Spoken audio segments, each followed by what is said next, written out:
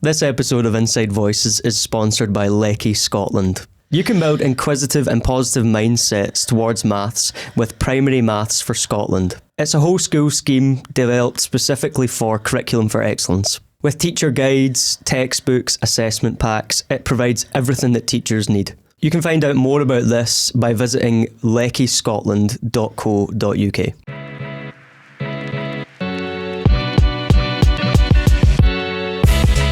Welcome back to another episode of Inside Voices, a teacher podcast made by teachers for teachers. I'm your host, David. And I'm Laura. And remember, in here, we use our inside voices. So this week we're going to be talking about teacher workload and how to balance all of the pressures that are increasing at the moment. So first question, Laura, how has your teacher workload, or has it even increased? And how has it, if it has? I think it has increased, but in different ways. Obviously, we've not been teaching that long, right? This is our 5th year teaching. When I started, the majority of my workload came from planning because I didn't know the curriculum very well. Okay. And I had to work out what I wanted to teach, how did that fit into second level, all of that. But marking didn't take me as long. I also only had like 23 students in my first class. Small class. It was a composite, so I taught, if you don't know what a composite is, it's a split class, I think they call it in other countries, or a split grade. I taught 2 different year groups at once. Sounds like it would be really complicated, actually very straightforward, sometimes more straightforward than a kind of straight class. But obviously with that, the workload isn't as much on marking. Now I've got 30, so the marking, even by that 6 or 7 jotters, makes a massive difference. You know, if you're marking a writing piece and everyone's written 2 or 3 pages. Yeah. I noticed that when we taught, we had both co-taught and we had a really small class that year. The workload for marking was taking me like half the time. And planning, remember? We were just like, just chuck that in the plan, and we would have the same plan. Yeah, like if we were sitting there talking, we're like, let's do this next week. And I would say, right, okay, can you write that down then? And then we had like a shared plan rather than typing it out ourselves every week. It was so much quicker. So are you kind of clued into like what people would speak about in terms of workload increases in the last like 20 years in the profession? Are you kind of... Paperwork. You think it's paperwork? Everything is documented, like every single thing, and for good reason, but every single thing is documented. Every single thing has a bit of paperwork to go with it. There is a bit of paperwork, I feel, for almost everything you do. And I don't know if it's just in my probation year, I was so keen to do everything and be like, yes, that sounds great. And I would just pile on everything and be like, it's a learning curve. It's this, it's that, it's a good opportunity to learn this and how it works. But I swear we didn't do as much paperwork as we do now. Interesting. I read online as well that one of the things that is raising or has raised workload that people are concerned about is the way that education is so data driven now. Yeah. So like you go back 20 years and it really wasn't data driven in the way that it is now. In terms of Scotland, we call it raising attainment, whatever it is in your country, I'm not sure. But everything is documented. I think it's even more intense in England, to be honest.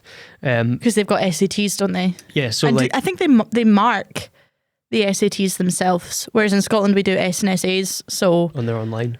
They are marked. Yeah, they're marked online. Yeah. So we do them. That's our standardised testing for primary 1, 4, and 7.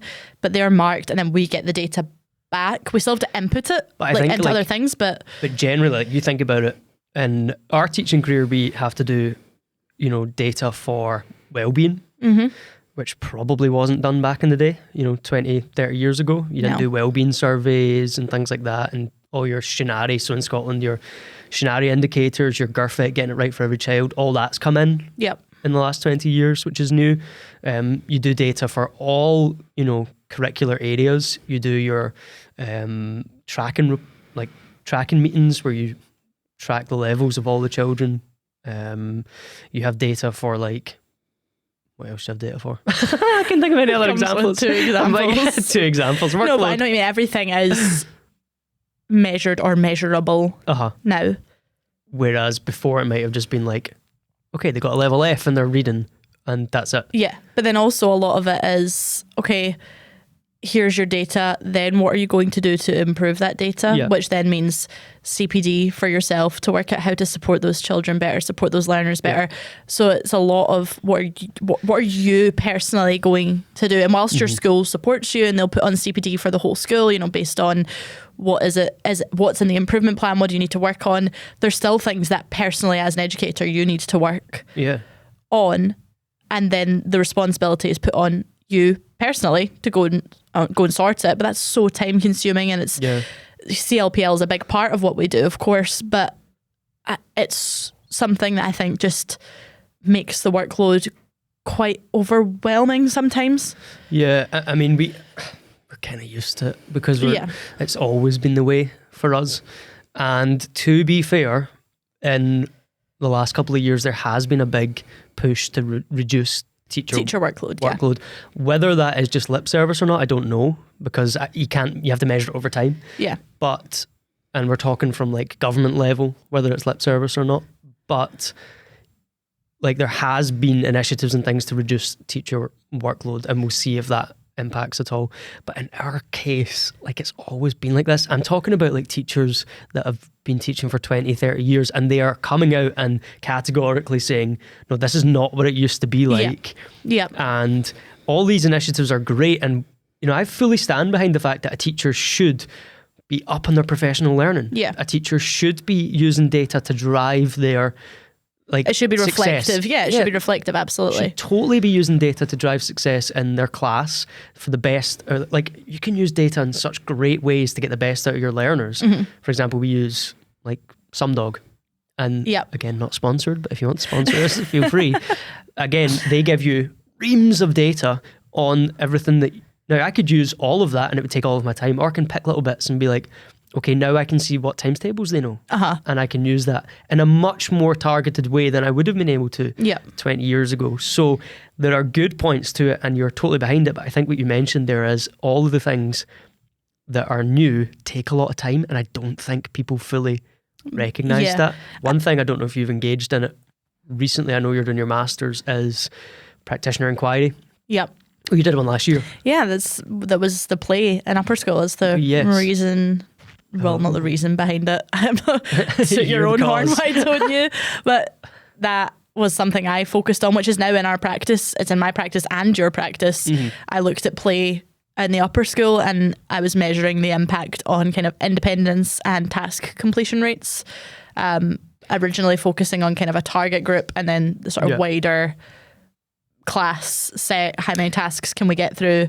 But realistically, right, just to cut you off, sorry, but realistically, if you weren't doing that for a course, because we were doing it for a leadership course, if you weren't doing that for a course, would you have been able to fit that in? No. I don't think I would have either. But also when we did that course, we were leaving at 3:00 every Monday to get there because we had to travel to that course. So we were leaving at 3:15 and then doing that course. So you were dedicating the time to it. You were already there. So you were like, right, okay, I know what I'm doing. And then a lot of it was measuring stuff in the class that I was doing it anyway. So it wasn't like additional workload. Whereas if I was sitting marking until 4:30 and then had to go home and do that, I would be so exhausted and so switched off from it. I feel like sometimes something I was really bad at or bad for in my probation year was I would literally be exhausted. And I had this thing in my head that on a Friday, to be fair, I still am kind of like that. I was going to say, exhausted, that sounds... on a Friday, relatable. I would stay until every single resource for the week ahead was prepped. Like in my labelled drawers, every bit of photocopying was done. What you're saying is you were a type A teacher. I know, can you believe it? But it just, in my head, it made me feel better knowing that on Sunday night, I'm going to sit there and know I've got every resource I need for Monday, Tuesday, Wednesday, Thursday, Friday, and I wouldn't leave until that was done. So I was staying till like 6, 6:30 on a Friday night to do all of that. And even though I was exhausted and probably not even producing the best work because I was so tired, but I was like, no, you're staying and getting this done. Whereas now, if I get to 4:00 and I've got 3 jotters left, I'm like, I'm getting nothing out of this. The children aren't getting the best version of me. They're not getting what they need from me. There is no point in me staying here and doing these last 3 jotters whilst I'm knackered. I'm not really taking it in. I'm not noticing the things they need to work on. So I'm not really writing it down because I'm so exhausted. I can't read anymore. I just go home. I'm like, you need to go and reset. She's in her boundaries. And come back. Because the children aren't getting anything from me if I'm not giving it my efforts as well. And that would beat me up. Like that, I would be so annoyed at myself if I did that before. Whereas now I'm like, it's literally becoming a task where it's pointless for me and it's pointless for the children because I'm too tired for this and I need to go. Obviously you need to work through being tired sometimes. Like I'm not saying when I came in at 7:30 this morning I was wide awake and, you know, bright-eyed and bushy-tailed and ready to go, but it was a slow start to the morning. I got done what I needed to get done, but there's no point in sitting staring at my screen going, I'm so tired I can't focus on anything. Yeah, and I think that's the effect that increasing workload can have on people. Yeah. And what you mentioned there is really interesting, that sometimes it needs a strict boundary to get you out. Like we have this thing down in our base where we, like on a Friday, we shout a time. I don't know if you've done this before. We shout, there's 3 of us in the base and we will walk down and be like, 4 o'clock. And like we all have to be out the base by 4 o'clock. Yeah, that's a good idea. Have you heard of us doing that? No. It's actually quite good because then we're all like if I'm marking, they're all like, come on, it's 5. It's like 5 minutes to 4. It's 5 minutes to 4. Come on, let's get out. And actually, it gets you motivated because sometimes we talk about it. We're like, we're not even working. We're just sitting chatting. Yeah. And there's like guilty. Sometimes you do that all the time as a teacher, but relatively. Most of the time you're sitting trying to get through stuff that you maybe just don't need to 100% get through, and that can be the impact of a lack of motivation, a lack of interest in the thing that you're doing as well. Yeah. So you kind of hinted to it that increasing workload can actually impact well-being to a certain extent and motivation. We spoke about that as well. And I read online that teachers within their first 5 years, the likelihood of them, this is a statistic, I can't remember how I got it, but the likelihood of them staying in the profession has dropped from 72% to in 2022 to 55%. Whoa, that's a big decline. I know. And it's quite a significant decline. I suppose it's motivation, so you could catch people on the wrong day. So the statistics are maybe a little bit warped. Okay, yeah. But a 20% drop off from that's people in their first 5 years not wanting to stay in the profession. That's half of teachers want to remain teachers now. Yeah. What is that all about? I mean, generalising a little bit here, presuming that some of the teachers, new career teachers who are coming in are kind of that, there's a generational difference where well-being now is a priority, as it should be, whereas in that kind of generation before, it was you work and you work and you work, that's what you do, you work, you go home, you work, you go home, like that's, whereas now, you know, people our age are okay with setting boundaries and are okay with saying no and are actually okay with saying, do you know what, I'm not putting my well-being above a job. However, to be a teacher, you have to care about the people who are in front of you, the children who are in front of you. And I think we're all guilty of putting their well-being before ours sometimes, because but you can't pour from an empty cup. You hear that all the time. You cannot possibly keep giving to others without taking care of yourself. And I think sometimes the issue with teachers is that teachers get in their head, you're then not doing enough for the people in front of you, so you're not doing a good job, and you know other teachers wouldn't be saying no to this, so your students aren't getting the best education they can because you're not giving this every inch that you can. But you know what, I'm okay with that, because some days are better than others. I have off days. I have days where I've had an hour's sleep the night before and I'm not feeling well and I cannot physically give any more than I am, and that just exhausts you. You cannot do that every day. You cannot possibly put others, and your students included in that, before yourself every single day. And I think that's becoming, like I said, a generational shift where we're okay with saying that, and we're okay with saying no, and we're okay with saying no. I say yes to pretty much everything. I've never heard you disagree. But she says yes to everything. We also we do, you know, hear now all about, like, had you heard the statement self-care 10 years ago, 5 years ago? No, when I was 20, self-care, what was that? Your skincare routine. Like, you didn't know what that was. Whereas now, there's also such, like, if your cortisol levels are high, right? There's your stress. She's going scientific. She's going scientific here. Scientific Barbie. But if your scientific Barbie. But if your stress hormones are high, it affects so much of your just being. And I mean, you'll notice it when you're stressed at work and you're going through a time where you're like, there's so much to do. I had this a couple of weeks ago. I had so much on, and then my observed lesson was in the middle. And it's not that being observed, I just get nervous for it anyway. It doesn't matter who it is sitting in front of me. It totally upsets the balance of your brain. Like, it completely does it. It throws everything off.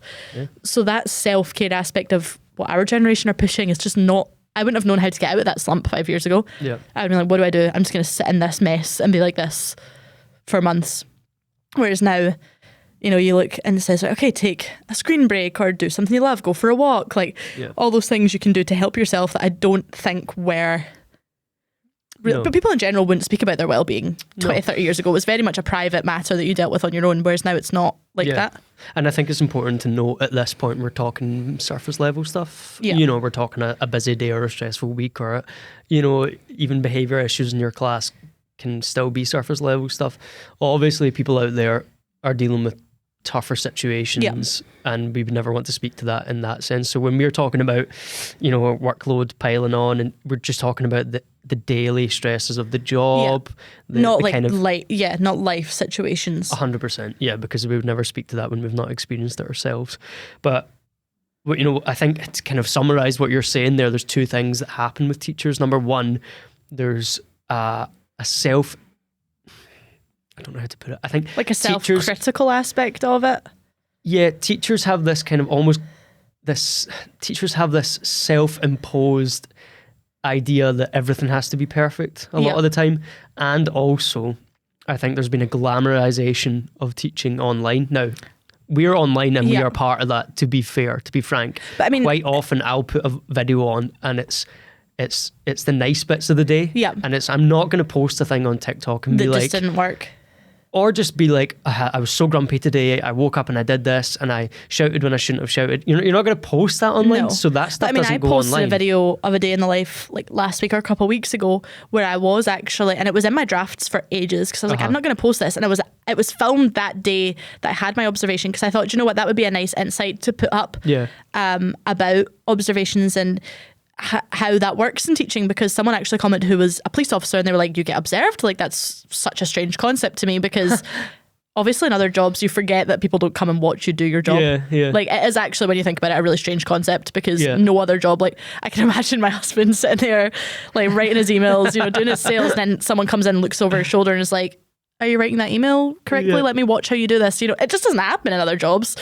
But I posted that and I was quite real, and I said, you know, I was feeling absolutely rotten this week. Anyway, and I was quite honest in it. And the first comment was just someone who said, thank you for just posting something realistic. Mm-hmm. And so that way I was like, I'm glad I posted this now, because if this could have made someone else see all these teachers you see on social media who have the beautiful classrooms and all the flexible seating. Like, don't get me wrong, I'll tidy up my room sometimes to be like, make it look a little bit neater. Yeah. That's fine. All these lovely flexible seating areas, and they've got all their marking done, and these lessons, these books are so neat. These things are... You just need to tell yourself, like you said, that's the best bits you're seeing of that. And it's not to make people feel bad. It's to try and support people. You know, like, I'm showing you this lesson idea, but I don't do this every day. No. And I think we have to keep in mind that comparison is the thief of joy. Oh, totally. And when it comes to teaching, you can compare yourself to so many people online that are doing all these amazing things. And I do it as well. I do it all the time. But actually the main thing is to just focus on, you know, the things that have gone well in your class this week. And someone commented in one of my videos once, and I can't remember who it was, so I can't tag them, but they commented saying, I think it's a really good idea, that at the end of the week, they wrote down 3 things that they thought went well. Yeah, I think, and then they focus on that thing next week, just one of those things. I think it was something like that, and it was in the context of, you know, new things coming into teaching all the time. Mm-hmm. And she just wrote down 3 of the things that she'd implemented and 1 of the things that she was going to keep doing because it went well. And I thought that was quite a good wee tip. Yep. Because when we compare ourselves to other people, we can start to reduce our own value. Mm-hmm. And I think that's really detrimental to your own teaching career. If you're a teacher in your first or second year, you're not going to be anywhere near as good generally as someone who's been teaching for 20 years, as someone who's been teaching for 25 years who has done it successfully. And so to compare yourself to someone like that is unfair, and especially online as well. Leading on from that, a big crisis at the moment, we kind of mentioned it at the start there with the teachers that have been teaching for 5 years. Teacher retention rate It is an all-time low. Yep. That's not And surprising. It's to me. not surprising. It really isn't. So essentially in England, it's a little bit different than Scotland. But in England, I was reading online in an article that people applying for jobs is up. So there's more people applying for jobs, and there's more competition for jobs, which is difficult for people coming out of university. I think it's similar in Scotland, and people aren't retiring as early either. So I think after COVID, they expected a lot of people would just retire. In Scotland, that didn't happen. I don't know what the case is in England. I don't know if retirement figures are up in England, but certainly what is happening is that there's less people staying within the profession lifelong. So the idea was basically, years ago, you would become a teacher and you would do that for 40 years, and that was your career.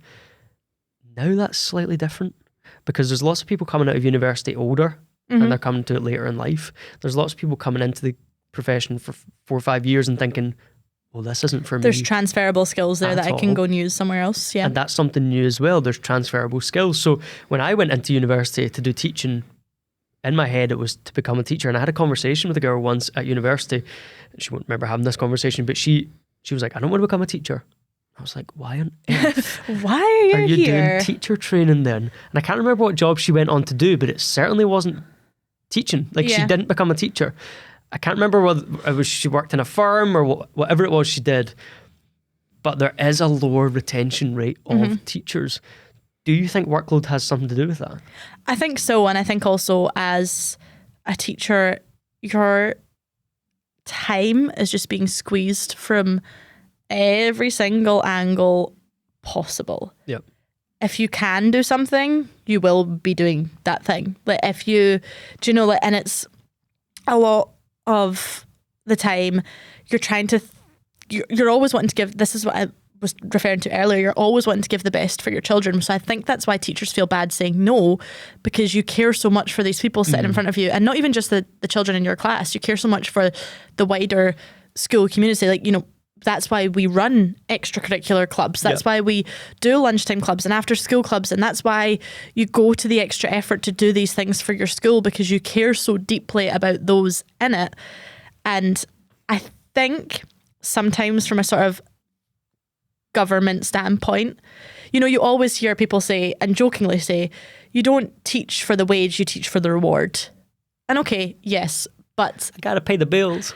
Yeah, and people will comment on this and say teachers are paid well for being off for half the year, haha. Please don't start for working again. For working 9 to 3, haha. No, stop. But you will get people that will come and say, oh, but you just do it because of the reward. It's a lifestyle. That's not really going to fly is the attitude now, because again, it's not especially if we're getting master's degrees and things like that. Yeah, it's not that it's not that it's a money-driven thing now, but I think people are also really good at recognising their value now and saying, I am soon to be a master's trained level professional. Yep. And if you were out doing a corporate job with a master's degree specialising in something, I can tell you're getting a heck of a lot more money than I am. Yeah. You are. And I think people recognise those transferable skills and recognise their value a lot more, and the retention rates could be down because of that. But also teaching sometimes surface level isn't what you think it's going to be. So you get into it and realise, whoa, this is... Because student teaching's really hard, but you don't actually see the behind the scenes that often. Because you sit with your teacher and then you get that advice, and then your teacher turns around and is on their laptop. You don't see what they're doing, so you don't see the report writing and the meetings and the phone calls and the staff meetings and the paper. You don't see all of that. So when you get into it with a class of your own, you kind of go, what on earth is all of this? I thought I just planned lessons, marked and went home. You're like, what's going on with all these extra things that I have to do as part of this job? It's not what people think it's going to be. I said, I do think money drives a lot of things as well, that people could be getting more for doing less, or people could be getting, the same for doing less and less stress. It's a job you take home with you. You never really turn off from it.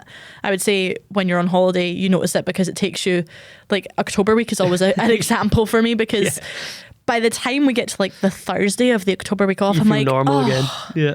my head isn't buzzing with a million thoughts, and you're like, oh, I've got 3 days off left. You know, summer's really the only time, and 2-week holidays is the only time where you truly turn off from things. At the weekend, you're still going, right, okay, but I've got that to do, this homework to do, and this and that, and you know, whereas some jobs you just close your laptop at the end of the day and you're like, see you later, 5 o'clock, I'm off. I think it's a really good point. I think it's something that I never really turn off from, and that does take, apart from maybe the summer holidays and maybe the Easter holidays because they're a little bit longer, and that does take a toll on you. And to be honest, I'm speaking from a place of no family, you know, no wife, no children, no dog. I don't even have a dog. I literally have zero Doesn't responsibilities. even have a goldfish. No goldfish. Like, I go home and I can basically do what you want, what I want, and that obviously is not going to be, well, hopefully not the, like, for everyone that is not the case.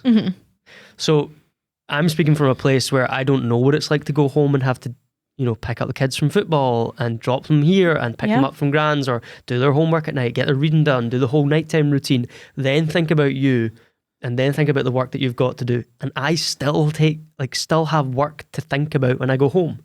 So pile that up on top of all the other stresses of life. I understand why teachers, a lot of people can't keep up that pace. Like, it is a lot, and some people, something's got to give. Like, quite often people's well-being gives, or quite often family time gives, and that's not great. Something has to be, and something has compensated for. Exactly.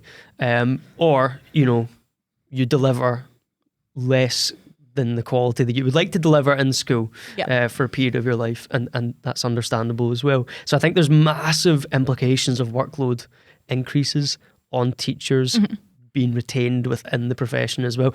I mean, I think you could go into a lot of different things. Wage, you could go into behavioural changes in the last decade. But it's not just teachers in schools, though. It's everybody who works in a school who is being pulled in every single direction, and it is everybody that's in that. You know, it's catering staff, it's janitorial staff, it is ASNAs, it's head teacher. Like, everyone is their time. If you have a minute of it, we're taking it. Like, if you have anything, and it's everyone in that school environment. So I think you're right. Everyone who's in that building understands how you're feeling. And like I said, that's very, you know, we're talking about surface level here, just the workload, never mind the stresses of home life on top of all of that. You don't need to share that aspect, because obviously it's very private, and that's something that you can, if you need to share, if you feel closely enough or comfortable enough with people in your school to share. But everyone in a school understands what it's like at the minute. And I said, we're kind of almost used to it, which might be quite a sad fact for people listening to this, that we're sitting here saying, oh, I'm used to being pulled in 100 different directions, because that's just what I've come into the profession as being. And it's something we're kind of not okay with necessarily all the time, but it's something that we're used to. And people might be listening to this going, oh my goodness, they've got another 30 years of this, 40 years of this. And I could honestly not fathom doing this job for 30 years. 30 years. It's a bit of a young man's game, isn't it? I think I would be, like, I'm already like a permanently exhausted pigeon. Like, what am I supposed to do? I actually couldn't fathom it. I don't think I've got it in me. No. And it's a shame, because I love the job. I love this job. Like, I could not sit in an office and type out analytic stats, you know, for a banking firm. Like, I couldn't do it. No, and I'm the same. That's why I never became an accountant. Because every day is different. I like a bit of a laugh. I like a challenge. I like my laughing with my class. I like, even when they come out with, you know, insults and ask why you've got dirt on your face, but it's your unblended makeup. You know, it's it's funny. Those things are what you cling to enjoy the job. I think so. I think, you know, you've mentioned something there in the last thing that you were saying, and that you sometimes don't get to enjoy the little things. Yeah. When your workload is piled up, and you can get a little bit stressed and things like that. And I feel that as well, that sometimes my mind is so taken up with other things, like all the other plates that I'm spinning, that I'm missing the class that's in front of me sometimes. Yeah. Do you ever feel that? Like, I never even spoke to that child today. Like, I never even caught a minute with them, because I was thinking about everything else I was having to do. But then you beat yourself up about it when you go home. Totally. Yeah. Because there was a time a couple of weeks ago, it was one of the children's birthdays, and I forgot to sing happy birthday at the end of the day because it was just we were giving something out, or I can't remember what it was, and they never said anything, and I felt so guilty. I felt like the worst person on the on planet Earth. Yeah. Like I felt so bad. And so you should. I know. I know. First thing in the morning, I was like, I am so sorry, but we'll sing it. Like, please don't let me forget again. Happy birthday. Yeah. Like right away. But do you know, that's such a minor thing, but I felt so bad. Like I felt so guilty that said it's those little things you forget to enjoy. Right there, that guilt is the currency, isn't it? Yeah. Like what you were speaking about earlier, that is the currency. The currency is the goodwill of teachers and school staff. I mean, we're talking about teachers, but school staff in general. Oh, yeah. Like classroom assistants who are worth their weight in 100% gold. Those people are to be cherished and loved and deserve the best things on planet Earth because they are incredible. So incredible. Agree. Yeah, fully agree. I mean, the currency is we rely on teachers' goodwill and rely on teachers wanting to do the job well or to the best of their ability, and that they will go over and above. And most teachers do, I would say. Most teachers that I've come into contact with will always take that extra step for the good of the students. And I think the reason why, for me anyway, is it's almost like a payback thing. So like you pay it forward or you pay it back. Like someone did that for me. Someone took the school football team when I was young, so I'm going to do the same for them. Or someone took the choir when I was young, so I'm going to do the same for them. Or someone went that extra mile for me and it made a difference, so I want to do that for that child. And that's great. That is fantastic. But you lose that when you pile the workload on teachers. Yeah. You lose that goodwill. And once that goodwill's gone, which I don't think it has in teaching, I think it's still there. Yeah. And I think it will be there for a long time. But if you lose that goodwill, then teaching becomes quite a mechanical process, and you lose all the good stuff. You lose the school shows, you lose the choirs, you lose the football tournaments, you lose like all the extra, you lose those moments with the children because some of the joy's been sapped from it. So I think that's one of the dangers of increasing workload. I don't think we're at that point. No, but I think that is the point you get to. But I don't know if you'll ever lose that because people doing this job love it, and you have to love it. Teach health and well-being with confidence with Happy Healthy You, a health and well-being resource designed specifically for Curriculum for Excellence. With editable lesson plans, PowerPoints and resources, Happy Healthy You provides teachers with everything they need for a comprehensive health and well-being approach across the school. Topics are built up progressively and are at an age-appropriate level for all of your learners. Visit leckyscotland.co.uk to request a sample for your school. You can also save 20% off your purchase by using the code INSIDEVOICES. If you've been enjoying listening to the podcast, please leave a 5-star positive review wherever you listen. It's now time for Telling Tales. Kids are always telling tales, so now it's our turn. What is your tale of the week? My tale of the week this week, right, this is such a first world problem. I've finally been chucked out of my mum's Netflix. Oh, also side note, my mum and my nephew listen to this podcast together, and I always said I was going to say hi to him because he listens to it. My nephew is in primary 5. That's cute. Hello, Leland, if you're listening to this. He wants to feel like he's, on the TV. So, hello. Anyway, I've finally been chucked out of my mum's Netflix account. I have been using it. Yeah, Netflix, you caught me, right? Hands up, you got me. But you have sucked the joy out of my evenings because now I don't know where I was in Gilmore Girls.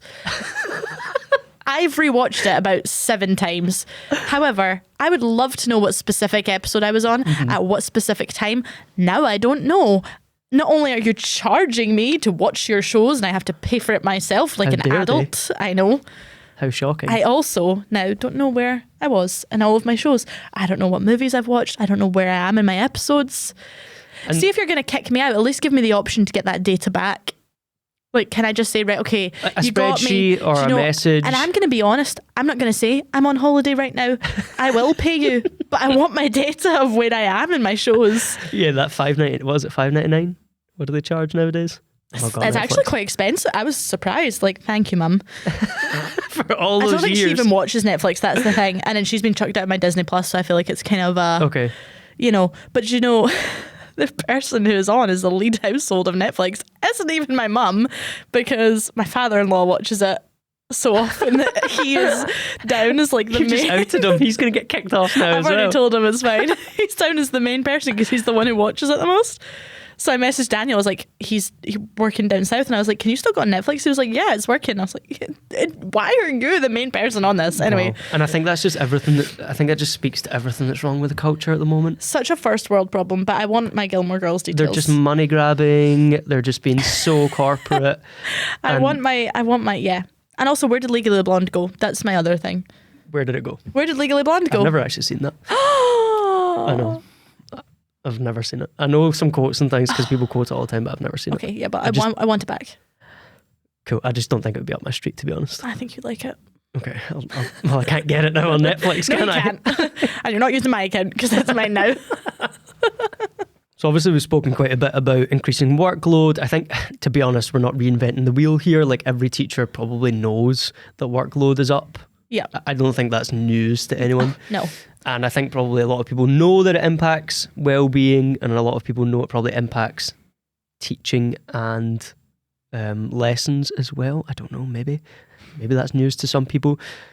But I mean, is there anything that you do, apart from setting boundaries and things that we've spoken about, is there anything particular that you do that reduces your workload, which maybe some people could put into practice tomorrow? You spoke a little bit about kind of data and gathering data and things. There's lots out there that you could do now to assess where the data is instantly gathered for you. You don't need to do it. So things like your Sumdog assessments, they have pre-made assessments that if you have a Sumdog platform you can go and use. A lot of these programs have things like that. Or, you know, you can go on to Microsoft and instead of putting your assignment where they're typing out a response in a bit of paper where you have to then go through and mark it, put your criteria onto an assignment on Microsoft and have it be marked for you and get your data back because you put in what you're looking for. Yeah. Technology marks it for you. Your data is generated. You don't need to work out all your percentages. Like little things like that help, I find, when it comes to, you know, if you're doing, so we've just finished area, for example, I could do an area assessment where I have to mark every single one, or I can go on Sumdog for that one and they can answer the same questions online and I get the data instantly and I don't need to mark it. But also this year I've tried to do a lot more live marking. So whilst they're working, I'm going round and I'm ticking, like I'm just going, oh, let me have a little look because you're doing it anyway. You're going round and saying, let me just check you're getting it right. But whereas before I would kind of stand over them, look, be like, right, okay, and then move on to the next person. Now I'm like literally taking my pen, going, excuse me, like going in and literally marking it as they go. But also that's quite good because I can say, oh, take another look at that one. Live feedback. And they can instantly go and say, oh, I probably shouldn't snap on the mic. That's going to be really loud. But they can then go back to it and I can see their sort of thinking and their process of how do I fix that, which is quite nice because sometimes there's not time to visit corrections. Yep.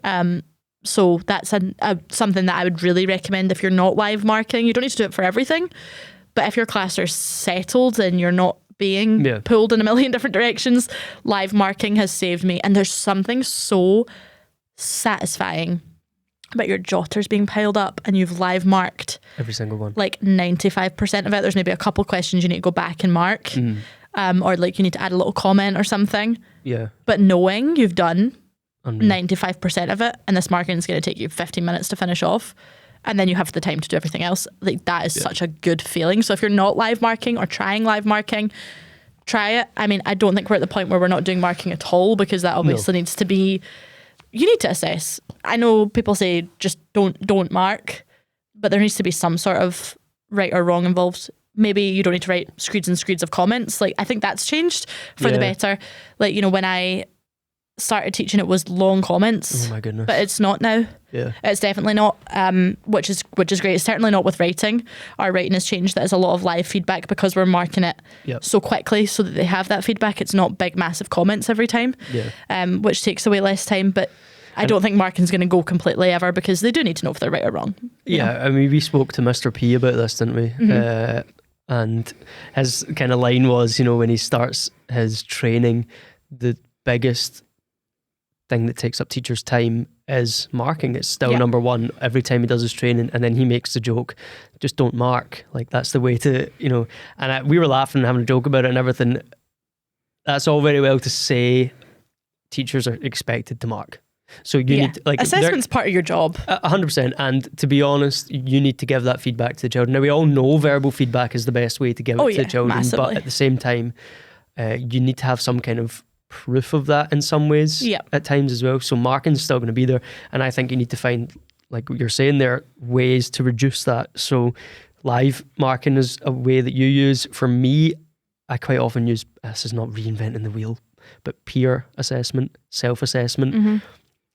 Some people I know will do like half jotters one week, half of jotters next week, and they'll flip it that way. So that's the way they get around like it. Self-peer, exactly. teacher. Or and like they do a teacher in the middle rotation all kind of that. thing, which can work well in subjects like maths, and maybe they can mark against criteria in writing and things, or literacy if it's punctuation and stuff. So there are ways that you can engineer your day to reduce workload.